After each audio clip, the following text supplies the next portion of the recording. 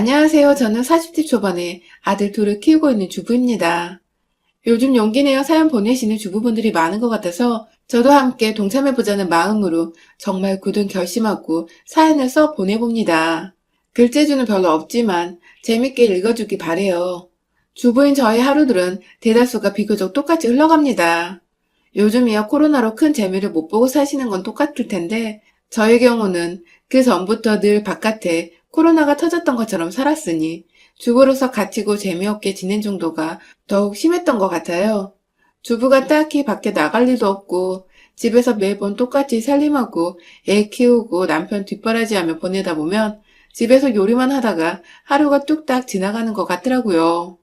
특히나 저 같은 경우 시어머니를 모시고 살고 있기 때문에 식사 차리는 것은 집안에서 꽤나 중요한 일과 중에 하나였어요. 그래서 신경 써서 작정하고 나가는 저희 외출은 대부분은 장 보러 동네 골목 끝자락에 있는 마트를 가는 것이었죠. 애들이 어릴 때나 자주 데리고 놀이터로 나가서 놀았지만 이제는 애들도 나름 크고 친구들이 더 중요한 나이가 되니 저도 어디 갈 때마다 보초 설 일도 없고 그냥 집에 들어오고 나가는 나의 가족들을 챙겨주며 집안이 늘 이들에게 따뜻하게만 만들어 놓으면 되더라고요. 저희 시어머니나 저희 남편이나 참 냉정하고 차가운 사람입니다. 저희 아들들도 마찬가지고요. 다들 성격이 조용하다 보니 남편한테 딸이라도 낳아서 좀 더 살갑게 살아보고 싶다며 몇 번 딸라차고 졸라보기도 했었습니다. 하지만 남편은 한결같이 확고하게 자식을 더 낳길 거부했어요. 자신이 힘이 없다는 말로 저를 피하더니 급기야 경제적으로도 여유가 없을 것 같고 어머님 모시기도 점점 힘든데 자신이 애를 셋 낳아 키울 능력이 안 될 것 같다고 자신감 없는 말을 내뱉길래 저도 그런 남편이 불쌍해지고 안쓰러워 그 다음부터는 절대로 딸 낳자는 말을 입 밖으로 꺼내질 않았죠. 부부는 일심동체여야 하는데 제가 남편을 이해 안 해주면 누가 이해해주겠냐는 마음으로 남편이 경제적인 부분에 있어서 부담을 느껴왔나 싶어 그 후론 잔소리조차 아꼈어요. 흔히 부부 사이에 해줄 수 있는 투정이나 힘들다는 고백조차도 전 남편이 행여나 부담을 느낄까봐 일절 입을 꾹 다물었죠. 남자아이들을 연년생으로 둘이나 키우는 건 정말 일이었습니다. 아이 하나 키우는 것도 주부 손으로 벅차 죽겠는데 그런 애가 또 하나 있으니 제 두 손은 온전히 아들 둘에게 뻗친 채 지금껏 살았어요. 시어머니가 계셔도 도통 육아에 도움을 주려 하질 않으시고 오히려 옆에서 밥 해달라 뭐 해라 집안꼴이 왜 이러냐 치워라 등의 잔소리만 해대시는 분이셨던지라 전 완전히 독박 육아를 해야 했습니다. 지금이야 애들이 자기 할 일은 알아서 할 정도로 컸고 세월도 흘렀으니 웃고 넘기며 과거를 말할 수 있지만 당시만 해도 저는 저대로 20대 중반의 어린 여자였고 아이 키우는 것이 너무나도 서툴렀기에 모든 게 어렵고 힘에 부쳤어요.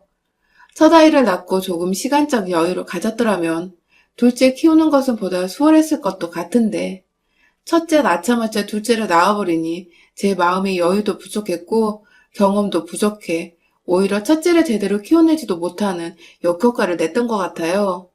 그래서인지 첫째는 어릴 적부터 동생을 참 많이 시기 질투했고 제가 둘째를 조금이라도 안고 있으면 혼자 방에 들어가 막 울기도 했어요.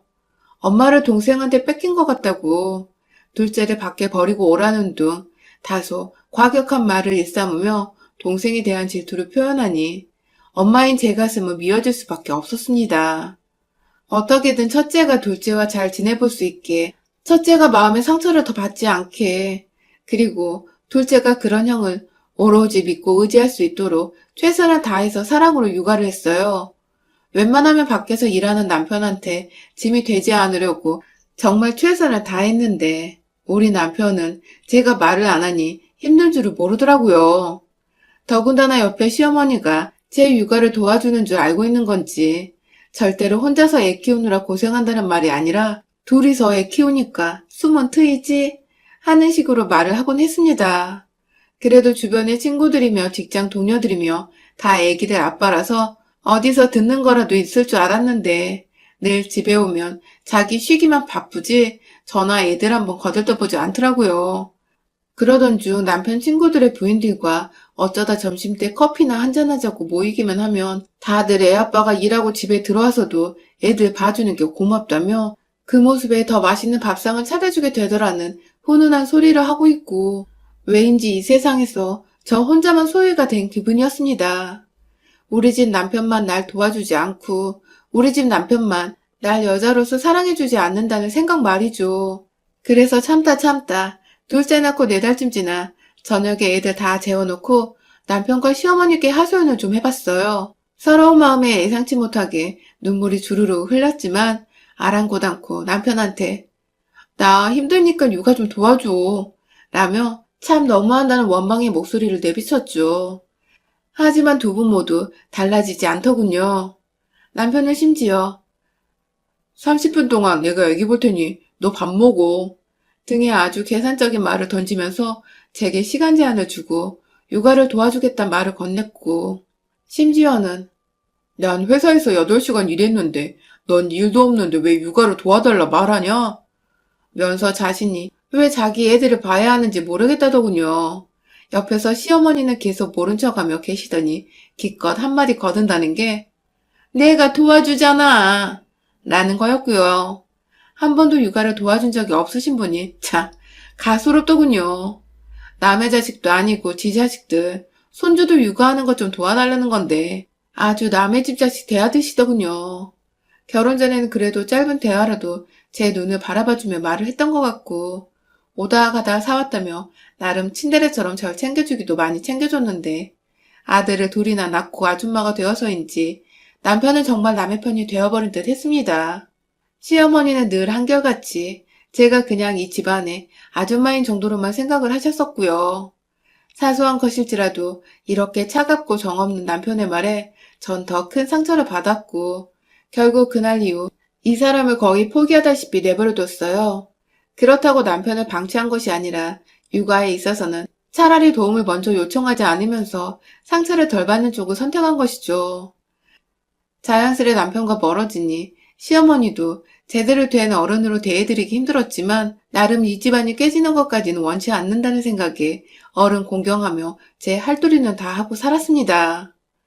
회사와 멀리 떨어져 살아서 최소한 새벽 5시에 일어나던 남편보다 먼저 일어나 아침을 차려줬고 그렇게 출근시키고 나면 애들이 하나둘 깨서 돌보고 시어머니 아침, 점심, 저녁 꼬박꼬박 차려주니 늘 저녁 시간이었습니다. 남편은 집에 오면 거의 8시가 되는데 시어머니는 꼭 제가 남편 밥 차려주는 걸 옆에서 보더니 거들어 주시지도 않을 거면서 새 밥을 내와라 혹은 국을 다른 걸로 바꾸라면서 전날 저녁과 아침과는 다른 메뉴를 상에 올리도록 강요하셨습니다. 자기 아들이 밖에서 열심히 일하고 왔는데 그거 하나 못 해주냐며 삼시세끼 밥 차리느라 바빠 죽겠는 며느리한테 제가 무슨 마술사도 아닌데 당장의 요리를 바꾸라는 기가 막힌 주문을 하곤 하셨죠.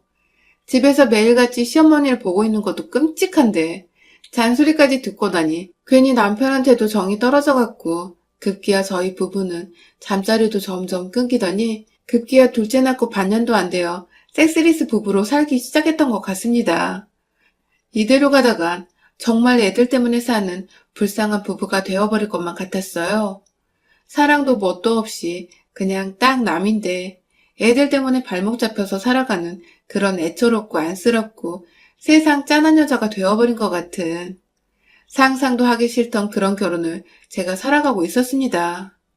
그렇게 10년을 넘게 살았어요. 입안에는 가시가 돋쳤으나 어떠한 말을 꺼내자니 너무 오랜 시간 닫아둬 제대로 여는 법도 모르겠더라고요. 그 사이 남편은 승승장구하며 승진도 했고 곧 임원이 될지도 모르는 높은 자리까지 올라가 제법 어깨에 힘이 들어간 남자가 되었어요.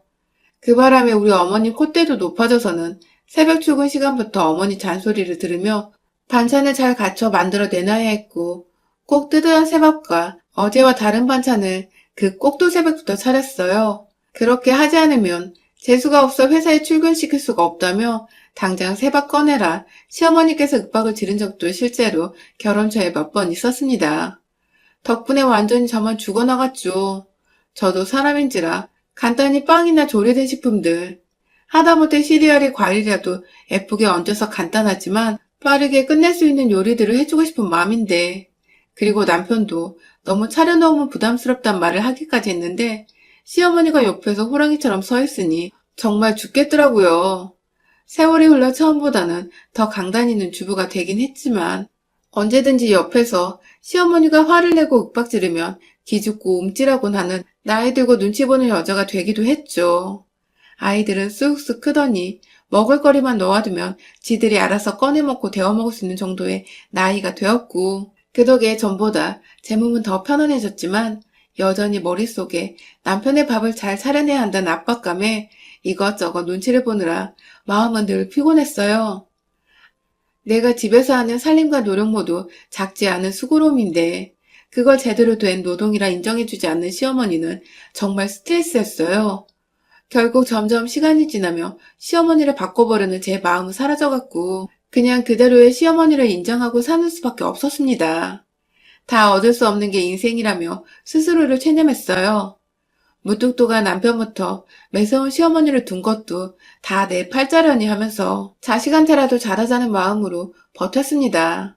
그러다 몇 개월 전 큰아이가 공부 때문에 스트레스를 받았는지 갑작스런 유경련으로 구급차를 타고 응급실에 실려간 적이 있습니다. 저희 누구도 구급차를 타본 적도 없었고 저도 학원에 있던 애가 쓰러져 응급실에 갔다는 학원 측 전화를 받고 놀래서는 열일 제쳐두고 병원으로 향했어요. 경황이 없어 어머니께 미처 말도 못하고 정신없이 뛰쳐나왔지만 어머님이 계시니 작은 아들 걱정은 일단 접어두었어요. 그렇게 병원에 있다 보니 무슨 링겔도 맞아야 하고 검사도 해봐야 하고 은근히 해야 할 게 많더라고요. 다행히 급성이라서 괜찮을 거라며 진정을 시키면 된다고 선생님께서 애를 좀 재우라 하셔서 옆에 꼭 붙어있기를 3시간 정도가 흘렀나? 시어머니께 전화가 왔어요. 자기 아들이 퇴근했는데 왜 자기 아들 밥이 안 차려져 있는 거냐고 도대체 정신을 어디다 두고 있는 거냐며 화부터 내면서 전화를 한 시어머니. 응급실에서의 걱정에 진이 다 빠져 있었는데 어머니 고함 소리에 불끈 화가 나 힘이 솟아오르더라고요. 그러고 보니 제가 남편한테는 미처 연락을 따로 못했는데 그 바람에 모두가 지금 이 상황을 제대로 모르고 있었더라고요. 단지 밥을 안 차려놓은 것뿐인데 여기서 제가 뭘 그리 크게 잘못했는지 모르겠지만 일단 화내는 사람을 진정부터 시키려고 마음에도 없는 사과를 했습니다. 죄송하다고 큰애가 지금 응급실에 실려와서 정신이 없이 나와서 연락을 못했다고 말해줘. 애가 깨어나면 그때 데리고 집에 갈 테니 남편한테 말씀하셔서 병원에 와줄 수 있냐고 물어보자. 뭐? 내가?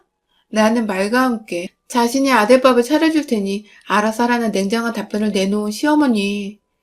여기서 1차로 제가 빡이 쳐버렸어요. 남편 밥 차려주려고 안 오겠다는 건 수은 뻥인 건 다 알고 있었지만 그래도 할머니니까 남편한테 말해 손주를 데리러 와줄 줄 알았는데 막상 알아서 오라는 소리를 들으니 참 섭섭하더군요. 저도 그냥 이런 사람인 걸 원래 잘 알았으니까 입 아프게 더 말하지 않고 다른 말을 했습니다. 오늘은 알아서 밥을 좀 해먹어야 할 것 같다고 했어요. 내일도 제가 애 데리고 집에 가면 늦을 것 같아서 반찬 준비할 시간이 없으니 집에 갈 때 빵이라도 사가겠다고. 그러니 대충 먹어야 할 것 같다고 말을 했죠. 그러자 시어머니는 뭐 이런 경우가 다 있냐며 응급실 가기 전에 일하는 사람 생각해서 밥도 안 차려놓았냐며 또 자기 아들 감싸면서 저를 게으른 조부인냐 으르렁거리며 화를 내더라고요. 자기 손주를 간병하는 중인 며느리한테 화를 냈단 말입니다. 아니 누가 애 아픈 걸 사전에 미리 공지해주는 것도 아니고 애가 나 아플 거예요 하고 쓰러져 응급실에 간 것도 아니고 저도 집에 있다가 놀래서 불이 났게 병원으로 달려간 건데 그 와중에 집 앞 안 차려놨다는 불만만 쏟아붓고 있고 지 아들 굶는다고 열받아 있고 손주가 얼마나 아픈지 왜 아픈지 이젠 괜찮은지 정도의 안부 따위는 일절 물어보지 않는 시어머니. 진짜 뭐 이런 인간이 다 있나 싶더라고요. 순간 화가 나 욱하려는 거 시어머니 성질머리를 생각해서 꾹 눌러 참고는 다른 것도 아니고 얘가 아프다잖아요. 그런데 남편 밥 차릴 정신이 어딨어요? 하고 답했어요. 그러자 시어머니는 제 말에 답답하다는 듯이 긴 한숨을 푹 쉬곤 애가 아픈 게 다 제 탓이라는 겁니다. 제가 평소에 잘 먹이지도 않고 스트레스만 팍팍 준 거 아니냐고. 그래서 애가 응급실에 누워있는 게 아니냐면서 제 탓이니 애 옆에서 반성하고 오라는 시어머니. 집에 오는 길에 남편이 야식이라도 먹고 속 든든히 하고 잘 수 있도록 김밥 천국에서 소고기 김밥이라도 두 줄 사오라던 시어머니. 덤으로 떡볶이 같은 게 있으면 같이 사오라고 하더군요. 김밥에 찍어 먹으면 맛있다고 말입니다. 저요. 옆에서 애가 여전히 죽는 소리를 하며 식은땀을 흘린 채 잠들어 있는데 전화 너머로는 철없는 시어머니가 지 자식 입에 쳐넣을 음식 얘기만 하고 있으니 환장하겠더라고요.